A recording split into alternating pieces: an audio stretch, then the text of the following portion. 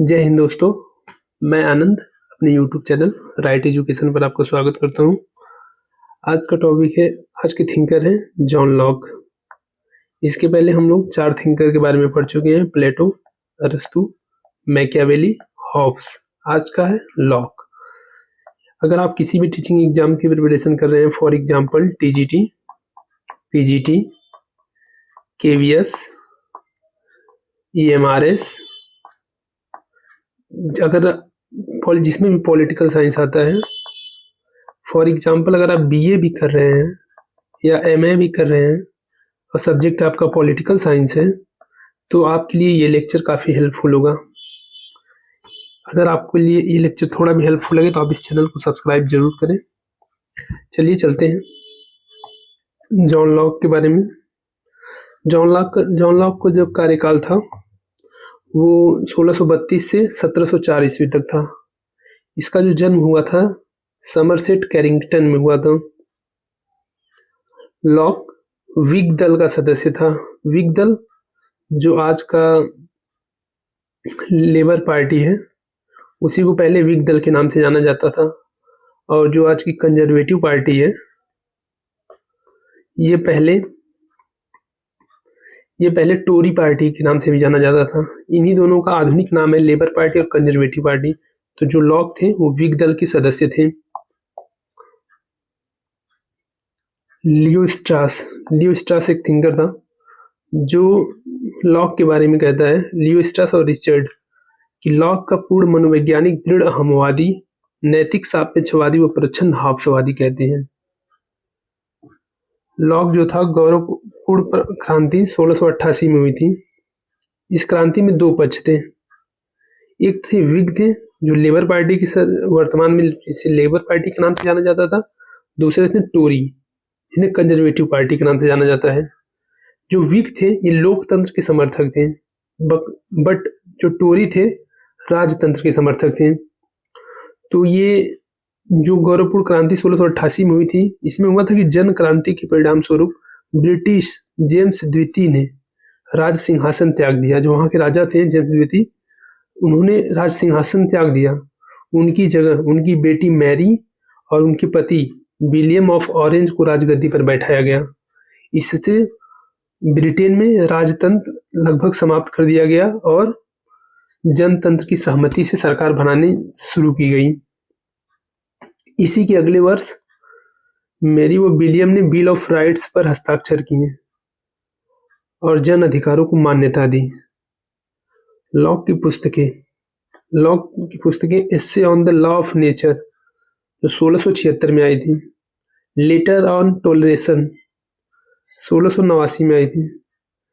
उसके बाद 2 treaties on civil government, ये काफ़ी इंपॉर्टेंट पुस्तक है, इनके बारे में भी विस्तार से जानेंगे। और प्रोफेसर वहान क्या कहता है, 2 ट्रीटीज ऑन प्रिंसिपल की जो पुस्तक है उसके बारे में प्रोफेसर वहान कहता है कि 2 ट्रीटीज ऑन प्रिंसिपल पुस्तक 2 नाली बंदूक की तरह है, जिसकी एक नाली का मुंह रॉबर्ट फिल्मर की समर्थित दैवी सत्ता की तरफ जाता है और दूसरी नाली का मुंह हाब्स की निरंकुश सत्ता के खिलाफ है। जो रॉबर्ट फिल्मर है, इसकी पुस्तक थी पेट्रियार्की। ये एग्जाम में पूछा है कि ये पुस्तक किसकी है, तो ये रॉबर्ट फिल्मर की है। उसके बाद पीटर लास्लेट जानता है, लॉक का मुख्य विरोधी फिल्मर है, न कि हॉब्स। पीटर लास्लेट कहता है। इस पुस्तक का सही नाम 2 ट्रीटीज ऑन सिविल गवर्नमेंट का पूरा नाम था an essay concerning the true original extent and end of civil government। Second treaties को गौरवपूर्ण क्रांति के समर्थित में लिखी गई पुस्तक मानते हैं। जो विचारक मानते हैं वो क्रांस्टन है, लास्की है, प्लेमनाथ है, बर्टन रसेल है, सिबाइन है, स्टीफन है, टॉनी है। क्रास्टन कहता है कि आरंभ में 2 ट्रीटीज एक खतरनाक और भड़काऊ दस्तावेज था। उसके बाद इनकी अन्य पुस्तक है एन एस्से कंसर्निंग ह्यूमन अंडरस्टैंडिंग जो 1689 में आई थी। 5वीं इनकी पुस्तक है सम थॉट्स ऑन एजुकेशन। छठवीं पुस्तक है on the reasonableness on Christianity, 1695 में आई थी। लॉक को उदारवाद का पिता माना जाता है, पूंजीवाद दर्शन का प्रणेता माना जाता है, अनुभववाद का पिता माना जाता है। एवं प्रोफेसर वाहन कहता है कि लॉक व्यक्तिवादियों का शिरोमणि है। अब उसके बाद लॉक का अभिकथन है। एक लॉक की एक परिकल्पना है कोरी स्लेट, इसे इंग्लिश में टेबुला रासा कहा जाता है।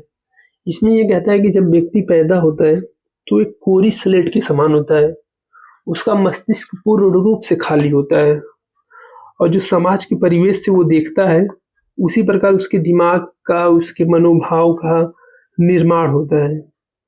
तो लॉक कहता है कि जन्म के समय व्यक्ति की बुद्धि कोरी स्लेट या टेबुला रासा होती है, फिर जिस प्रकार समाज परिवार के ज्ञान अर्जित करता है वैसे ही उसकी बुद्धि का निर्माण होने लगता है। फॉर एग्जाम्पल हम लोग देख सकते हैं कि जैसे हिंदू एंड मुस्लिम कम्युनिटी को ले लिया जाता है।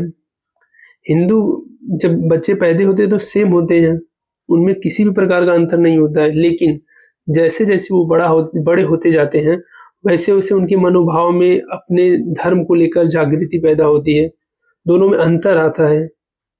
तो ये समाज की बांटी हुई देन है। अगर समान रूप से अगर दोनों बच्चों को एक ही शिक्षा या एक ही धर्म दिया गया होता तो उसमें कोई अंतर नहीं कर पाते। वही लॉक का जो शब्द है कोरी स्लेट टेबुला रासा। लॉक जो है वो सीमित सरकार और सीमित संप्रभुता का प्रणेता है। प्राकृतिक अधिकारों के सिद्धांत का जनक अधिकार राज्य से पूर्व है। लॉक कहता है कि अधिकार राज्य से पूर्व है। लॉक का स्टेटमेंट कोई भी स्वभाव से या परमात्मा द्वारा किसी और के अधीन नहीं है। सभी मानव समान पैदा होते हैं, प्रत्येक स्वयं को संप्रभु शासक है। 3 प्राकृतिक अधिकार मानता है लॉक, जिसमें जीवन, स्वतंत्रता और संपत्ति। जो स्वतंत्रता का अधिकार इसे सार्वभौमिक अधिकार कहता है। और इसके प्राकृतिक अधिकारों की आलोचना करने के में बेंथम कहता है कि इन्हें अलंकृत या कोरी बकवास कहता है, क्योंकि राज्य और सरकार से पूर्व अधिकार काल्पनिक बकवास है। क्योंकि राज्य जब होता ही नहीं है तो अधिकार कहाँ से पैदा होंगे, ये बेंथम का कहना है। संपत्ति और श्रम का सिद्धांत, इसमें यह कहता है कि कोई व्यक्ति अपने परिश्रम से संपत्ति अर्जित करता है तो उसकी संपत्ति पर किसी का हस्तक्षेप करने का अधिकार नहीं होना चाहिए। लॉक कहता है अगर कोई व्यक्ति संपत्ति से कोई संपत्ति, निजी संपत्ति अर्जित करता है, बनाता है, तो किसी भी व्यक्ति या राज्य को उसके हस्तक्षेप करने में बाध्य नहीं होना चाहिए। अब संपत्ति पर महत्वपूर्ण सीमाएं भी लगाता है। पहला है कि श्रम सीमा, दूसरा है पर्याप्त सीमा, तो तीसरा है विनाश सीमा। श्रम सीमा क्या है, जितना श्रम किया जाए उतनी ही संपत्ति प्राप्त हो। और पर्याप्त सीमा क्या है,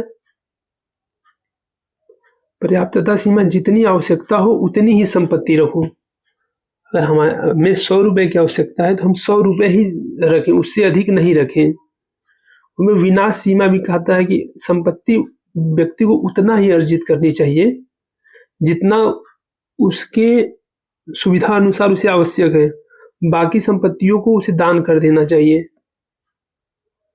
मैकफर्सन कहता है कि लॉक स्वत्व मूलक व्यक्तिवादी बुर्जुआ तानाशाही का प्रवक्ता है, वो पूंजीवाद की भावना का प्रतिनिधि है। तो ये मैकफर्सन कहता है। अभी स्वत्व मूलक व्यक्तिवाद को हम लोग अच्छे से परिभाषित करेंगे लास्ट में कि ये क्या है। अब देखते हैं, लॉक संवैधानिक राजतंत्र का समर्थक था। लॉक जो था संवैधानिक राजतंत्र का समर्थन करता था। लॉक की तरह थॉमस पेन भी प्राकृतिक अधिकार का समर्थन करता है। थॉमस पेन की 2 पुस्तक है, कॉमन सेंस और राइट ऑफ मैन, ये दोनों इंपॉर्टेंट हैं, कई बार एग्जाम में पूछी गई है। जो लॉक है वो राज्य को सिविल सोसाइटी के नाम से पुकारता है, वहीं पर सरकार को ट्रस्ट के नाम से पुकारता है। क्रांति को अपील ऑफ हेवन कहता है, अर्थात विरोध का अधिकार। लॉक को क्रांति का दार्शनिक कहा जाता है। लॉक को क्रांति का दार्शनिक कहा जाता है। वहीं पर क्रांति या विरोध का अधिकार बहुसंख्यक द्वारा ही होगा। अगर कोई क्रांति या विरोध का अधिकार करना है तो वो एक बहुसंख्यक ही करेंगे, ये नहीं कि अल्प अधिकार वाले भी व्यक्ति कर सकते हैं। संप्रभुता को लॉक कहता है ऑल सुप्रीम पावर, मतलब सर्वोच्च सत्ता के नाम से पुकारता है। अब इसका सामाजिक समझौता की जो तर्क प्रणाली है, ये कहता है कि मानव का जो स्वभाव है वो प्राकृतिक रूप में सबसे अच्छा था। मतलब जो मानव का स्वभाव था वो सकारात्मक विचार का था, व्यवस्था प्रिय था, मेल जोल वाला, वह विवेकशील होता था। मानव मानव होने के नाते नैतिक दृष्टि से परस्पर समान है और उन्हें समान अधिकार प्राप्त है। वह प्राकृतिक अवस्था की बात करता है, पारस्परिक सहयोग व शांति की अवस्था है। प्राकृतिक अवस्था साधारणतः शांति, सद्भावना, परस्पर सहायता की रक्षा की अवस्था होती है। प्राकृतिक अवस्था के बारे में कहता है कि प्राकृतिक अवस्था संपूर्ण स्वतंत्रता की अवस्था है। यहाँ सभी के मध्य समानता पाई जाती है और प्रत्येक व्यक्ति के पास कार्यकारी शक्ति होती है कि वह प्राकृतिक कानून के उल्लंघन करने वाले लोगों को सजा दे सके। लॉक कहता है कि सभी व्यक्ति के पास अपनी कार्यकारी शक्तियां होती हैं। वह व्यक्ति को कोई भी अगर किसी भी नियम का उल्लंघन करता है तो सभी व्यक्तियों के पास कार्यकारी शक्ति होती है और वो उसे सभी लोग मिलकर दंड या सजा दे सकते हैं। अब इसका सामाजिक समझौता क्या है? ये कहता है कि विवेकशील मनुष्य दो प्रकार के होते हैं। विवेकशील सामाजिक समझौता जो होता है सामाजिक समझौता जो होता है मनुष्य दो प्रकार से समझौता करता है। पहला होता है नागरिक, ये मान लीजिए नागरिक नागरिकों के मध्य होगा, और दूसरा नागरिक और ट्रस्ट मतलब राज्य के मध्य होगा। दो प्रकार की समझौते की बात करता है। हम लोग हॉब्स को भी पढ़े थे, तो हॉब्स जो था वो सामाजिक और राजनीतिक समझौता का पक्षधर था, और ये पर नागरिकों के मध्य होता है, फिर नागरिक और राज्य के मध्य होता है। ये नागरिक ट्रस्ट मतलब जिसे सरकार कहता है, ट्रस्ट सरकार कहता है। सरकार को केवल 3 अधिकार सौंपे हैं: कानून की व्यवस्था, कानून का क्रियान्वयन व उल्लंघनकारी को दंड देने का अधिकार पूरे समुदाय को सौंपे जाते हैं। लॉक का स्टेटमेंट है कि समुदाय ऐसा गृह स्वामी है जो घर की रखवाली के लिए पहरेदार रखता है, फिर भी वह स्वयं जाग जाग कर यह देखता रहता है कि कहीं पर पहरेदार सो तो नहीं गया।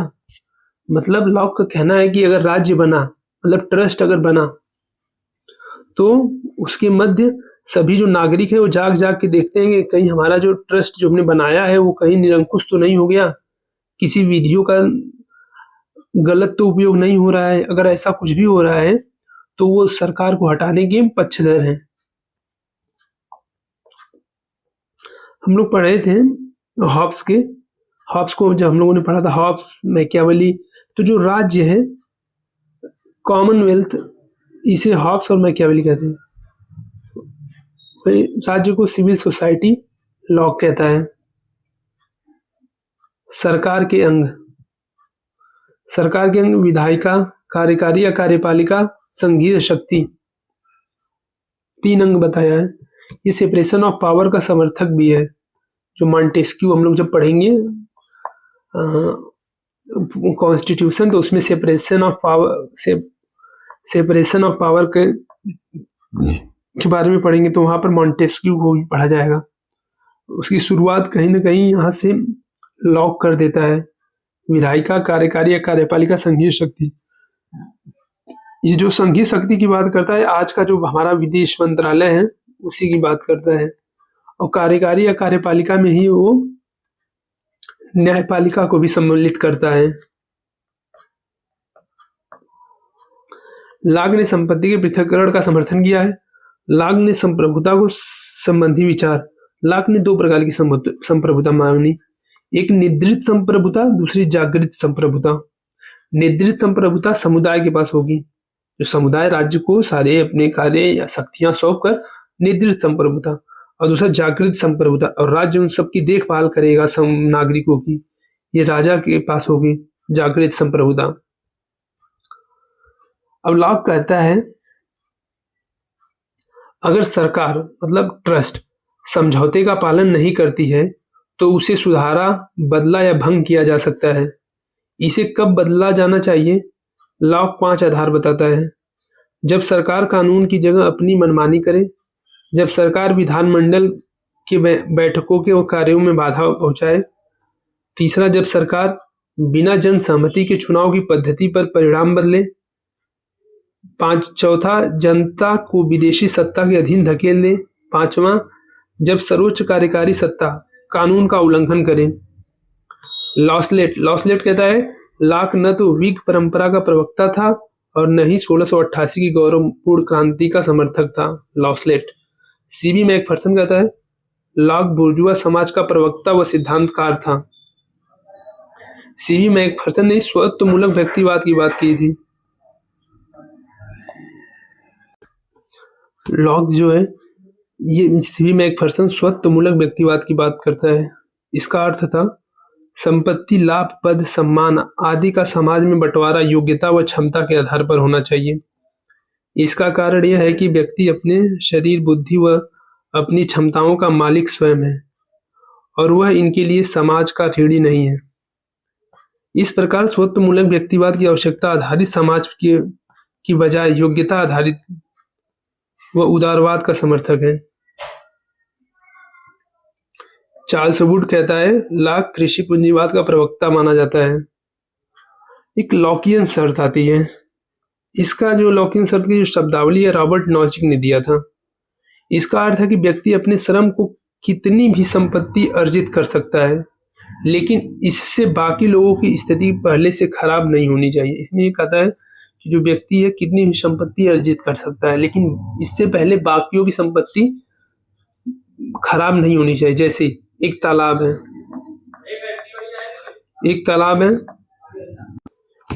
है, इसमें मिलिए पानी है, ये अनेकों व्यक्ति आते हैं यहाँ से पानी लेके जाते हैं, तो इस पानी को निजी संपत्ति को नहीं देना चाहिए, क्योंकि इससे पहले अगर निजी संपत्ति लोग बेचेंगे तो धन इकट्ठा करेगा, तो इससे बाकी लोगों की जो व्यवहार है, जो उनकी संपत्ति है, उनसे हानि पहुंचेगी। लेकिन अगर कोरोना की दवा बनती है, कोई व्यक्ति बनाता है और उसे 1 लाख रुपए में बेचता है, तो ये प्रासंगिक है, क्योंकि इससे पहले से स्थिति लोगों की बेहतर होगी। यही लॉकियन शर्त था। अगर आपको वीडियो अच्छी लगी हो तो लाइक, शेयर, सब्सक्राइब करें। जय हिंद।